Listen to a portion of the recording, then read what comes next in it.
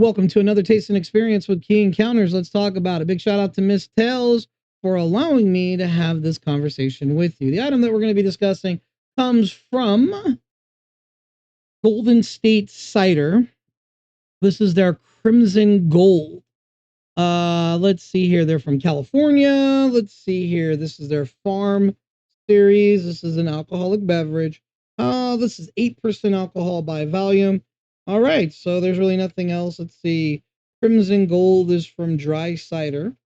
I'm sorry, is a dry cider made from heirloom crab apples grown at 3,300 feet of elevation. Sounds very fancy for, oh Lord, it's really up there.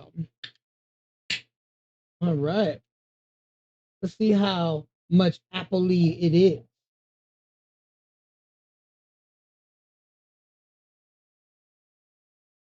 Okay. Turn it this way for you, baby. Oh, Lord.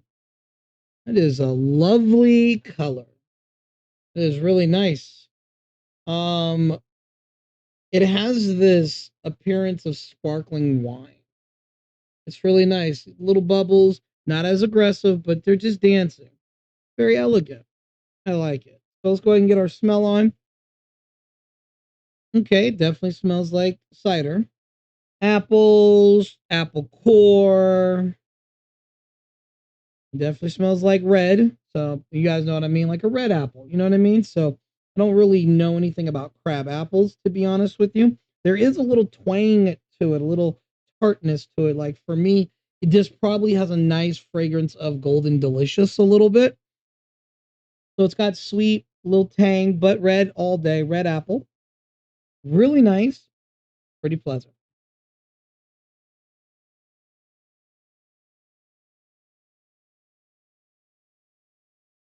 Wow, that is very brutish. Very dry. Wow. Woo, that's dry. Got some of that brute champagne feel. You know what it tastes like? It tastes like sparkling wine, a brute style, garnished with muddled uh apple pieces. It's apple, but it's definitely grown folky apple. Doesn't It's not sweet at all. It is apple, it is cider, but it's more of that sparkling cider champagne feel or that brute bottle. Dry, a little yeasty. But again, it screams almost high society with it. Like if I'm gonna be drinking this, it deserves to be in a better glass.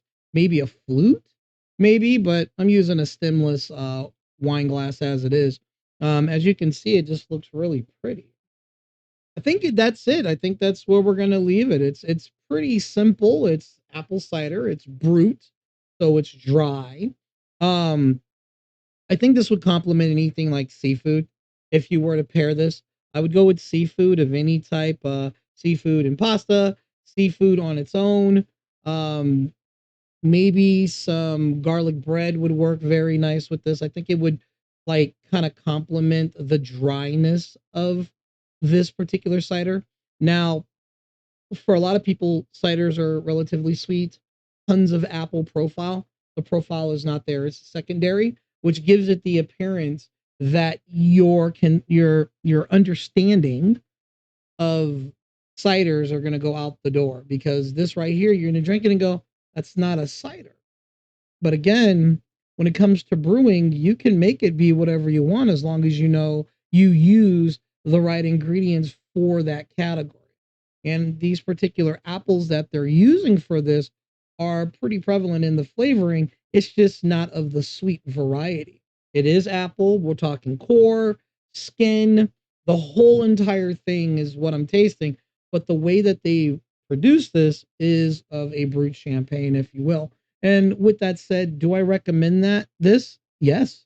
If you're trying to up your game, absolutely.